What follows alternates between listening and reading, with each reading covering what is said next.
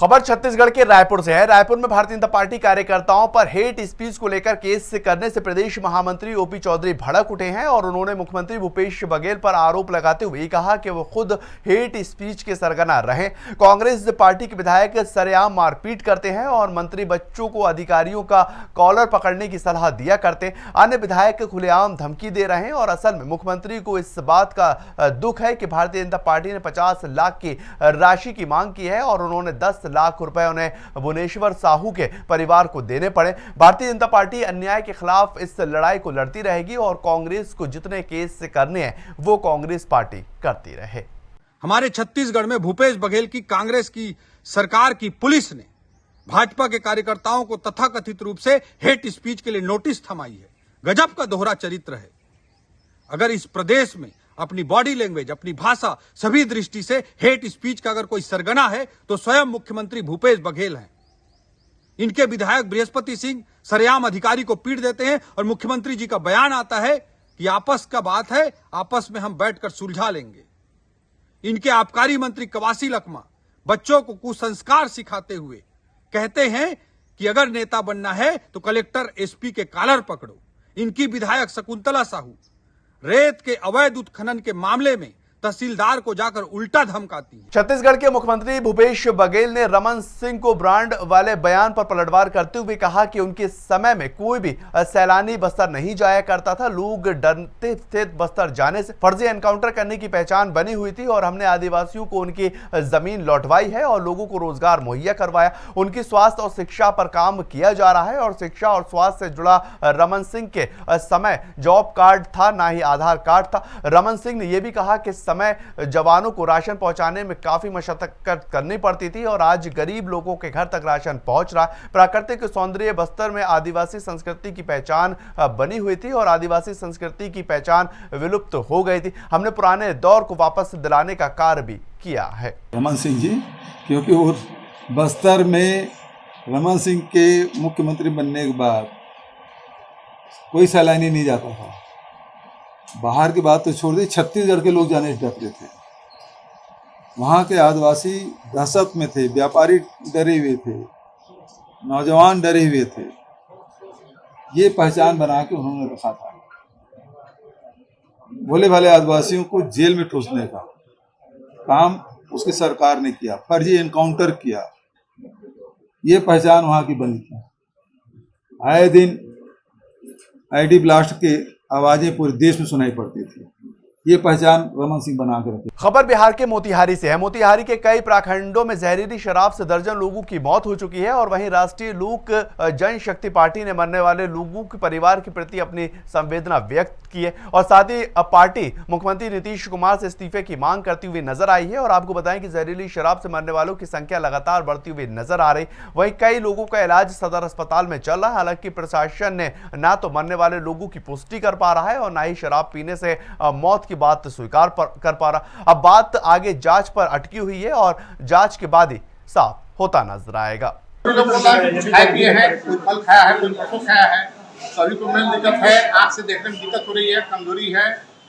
एक पेशेंट बोल रहा है कि अभी सीना में हमको सांस लेने में दिक्कत हो रही है, तो उन लोगों का इलाज हम लोग कर रहे हैं और जैसा स्थिति होगा फिर आगे का स्टेप हो जाएगा। कई आदमी आया है अभी 3, 4, एक भी है क्या? अभी 5 पेशेंट हैं, 5 आ गए हैं। बिहार के मुख्यमंत्री नीतीश कुमार ने जातीय जनगणना को लेकर ये कहा कि ये गणना दूसरे राज्यों के लिए भी प्रेरणा का स्रोत बन रही है और बिहार की जातीय जनगणना की पूरी जानकारी दूसरे राज्यों को भी दी जाएगी। सीएम ने आगे ये भी कहा कि जाति से लगातार लोगों को फायदा होता हुआ नजर आएगा और जातीय जनगणना के दूसरे चरण के शुभारंभ समारोह की भी बातें कही। उन्होंने कहा कि जातीय जनगणना सभी दलों की सहमति के बाद होती नजर आ रही है और केंद्र सरकार ने भी इसको लेकर हरी झंडी दे दी है। आज से गणना शुरू हो रही है और उनके परिवार में कितने हैं, कहाँ रहते हैं, एक एक चीज के बारे में। कोई मान लीजिए कि यहाँ का है लेकिन अब यहाँ नहीं, उसके परिवार का कुछ बाहर रहता है, यहाँ से मतलब नहीं है। ये सारी चीजों का आकलन किया गया। और दूसरी चीज है कि ये भी हम लोग चाहते हैं कि इसमें ये भी पता चलेगा आर्थिक स्थिति का, हर परिवार की आर्थिक स्थिति का, चाहे वो किसी भी जाति का, अपर कास्ट का हो, बैकवर्ड हो, अति पिछड़ा हो, SC हो, ST हो, मुस्लिम हो, कोई हो, सबके आर्थिक स्थिति का भी जानना।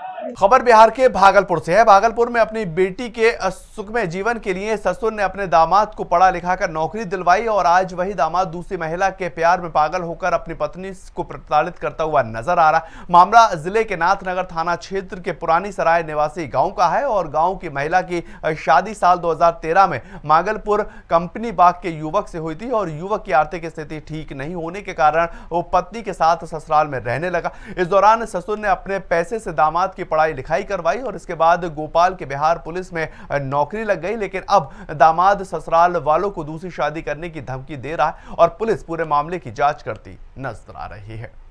मारपीट, ससुराल वाले मारपीट करता था, 3 दिन से खाना पीना कुछ नहीं देता था, घर से भगा दिए, जहर भी खिलाए थे सबने मिलकर, सास ससुर देवर जी और पति ने। और हमको सब पड़ोसी बना रहते हैं हॉस्पिटल के लिए। मेरा पति और मेरा सास ससुर कोई नहीं गए थे साथ में, हम कर ले और मेरा पड़ोसिया सब गए थे साथ में। और से हमको ना हॉस्पिटल देखने गए। क्यों नहीं रखता है आपको? नहीं लगता है हमको, दूसरी औरत के साथ चक्कर है, उसके साथ दूसरी औरत के साथ चक्कर है उसका। आपको क्या बोलता है? ये कोर्ट में कहता है कि रह जाएंगे और बाहर निकल जाता है तो कहता है कि नहीं रखेंगे। लड़का को पहले लड़का का नौकरी नहीं था, बेटी का शादी किया हम धूमधाम से, अपना पैसा कौड़ी दे के इसको पढ़ाए लिखाए नौकरी करवाए। नौकरी होने के बाद शादी धूमधाम से किए। नौकरी के पहले ही नौकरी नहीं हुआ था, उस समय बेटी का शादी हुआ, धूमधाम से किए, पैसा कौड़ी दे के पढ़ाई लिखाए, नौकरी हो गया।